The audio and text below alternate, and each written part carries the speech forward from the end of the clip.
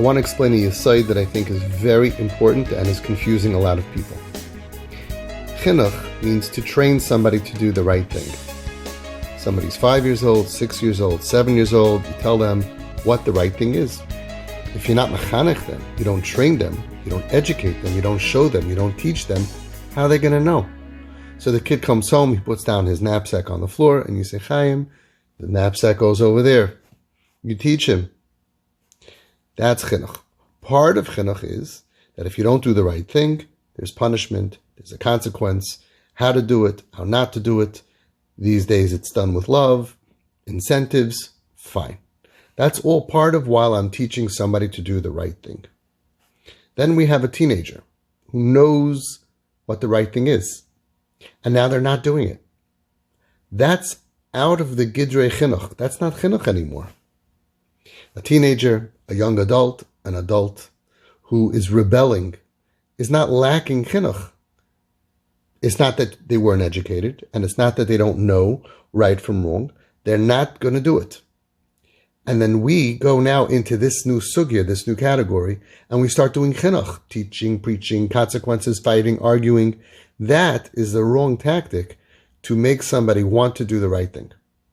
You will never pressure someone and change their ratzon.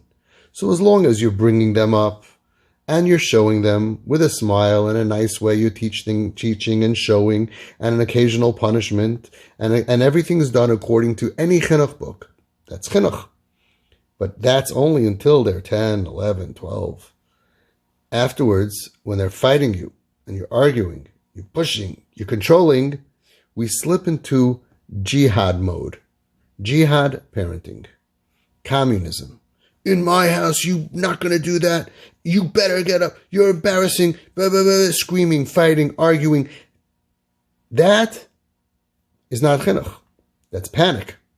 You're scared. But you already lost them. They have the knowledge and the information. They don't want to do it. And you don't know what to do. So you pressure, push, pressure, beg, force, pressure, push.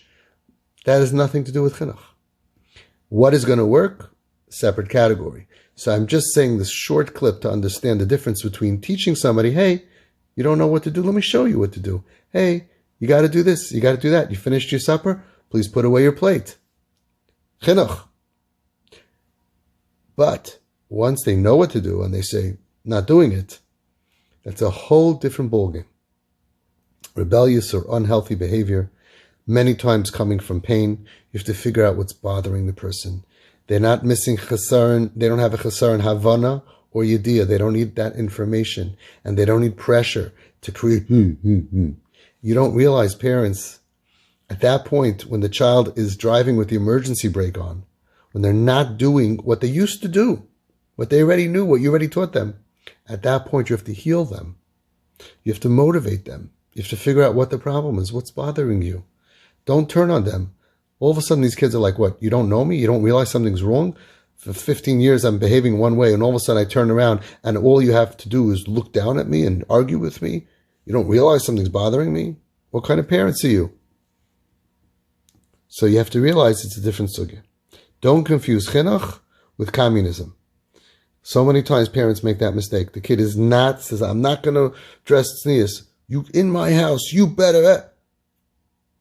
Communism. It's not going to work. You're not going to get them to want to be back on track. You're going to take a problem that could be a year or two, and you're going to make it a 10, 20-year problem because you are doing things that are not part of chinuch, and they're not part of kiruv.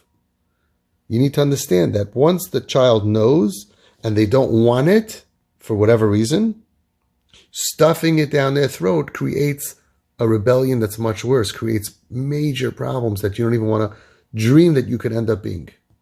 So many parents do that. They waste that opportunity when the child is not functioning properly. They're not waking up. They're not happy. They're not into it. They catch them with maybe a phone on Shabbos or a phone watching a movie or in the bathroom too long. And they greet that problem with power and control and anger. And they create much more problems. These parents never imagined that a year later they could have a kid who's a drug addict or homeless or stealing or doing crazy things. And it comes from the lachatz that the parents put on because parents are scared. They need to be trained. It's not normal what's happening out there. We didn't grow up with this. We don't know how to deal with it. It's not part of chinuch. And once a child who was mechunach doesn't want to behave, you now have to do something totally different. You're doing kiruv on your own child. Calm, smiley. Kiruv could take 10 years because you can't be mekarev until the person wants it. And right now they're in a bad mood. They're going through a hard time. They need you more than ever. And I know from parents who have done this from day one, they never stopped believing in their kid. And a lot of the kids spiraled.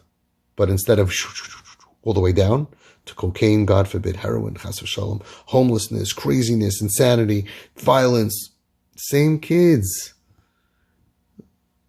stopped going to school, stopped going to yeshiva, couldn't get up.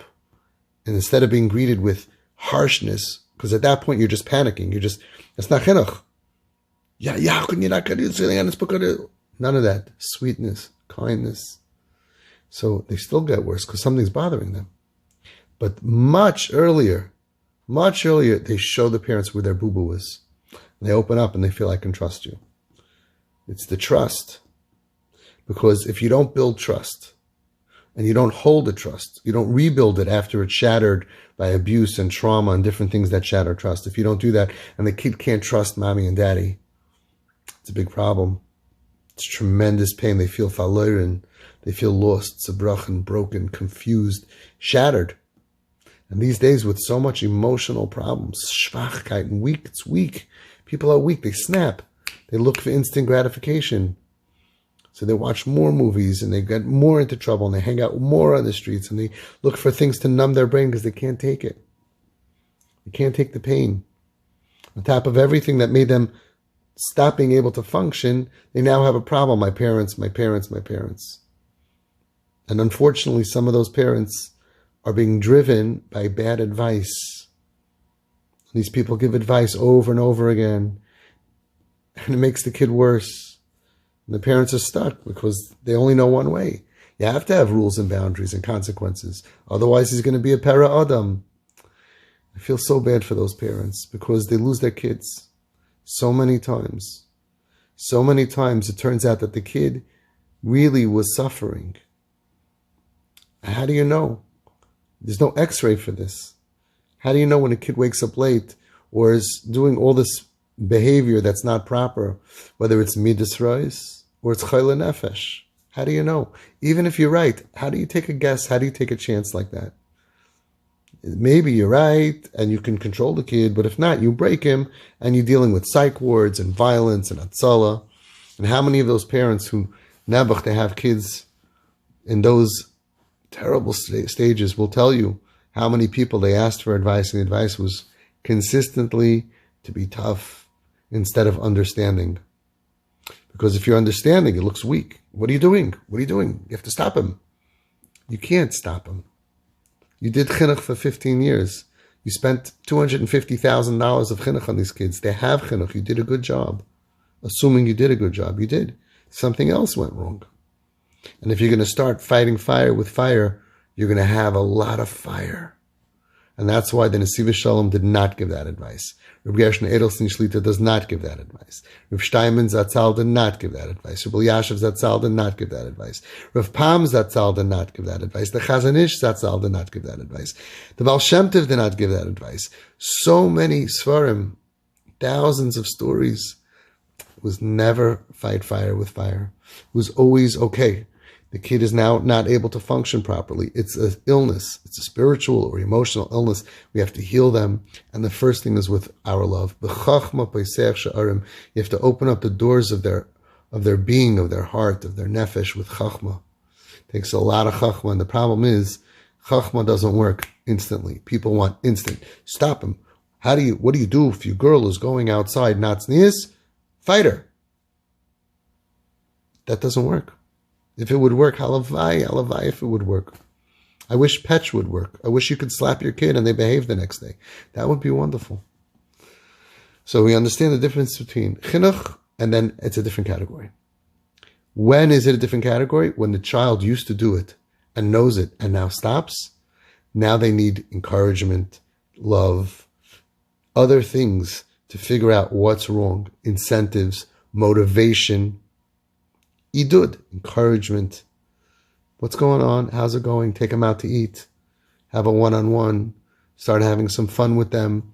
Boost them. It's always pain. So boost, the opposite of pain is fun. Start having fun together. Get to know your kid, their life, because there's so much going on under the hood. And the parents who are just angry, tough, they don't even know their kids. They don't even know what they're going through. They think that the disappointing looks is going to help the kid. Those looks stopped working decades ago. They used to work very well. Not anymore. We'll talk more about that a different time. The main thing is to look at your situation and say, are we doing chinuch now? Or now we're doing damage control? Now we're doing anxiety. Now we're doing fear. Now we're doing communism. Now we're doing jihad. Jihad parenting. I'm going to blow you up. I'm going to not stop giving you money. What do you do if your kid smokes cigarettes? Stop giving him money. What do you do if your kid's smoking weed? Stop giving him money. Break his arms. Break his arms. Kill him. Lock him out. Throw him out. Go through his stuff. All of that is panic parenting. Doesn't work.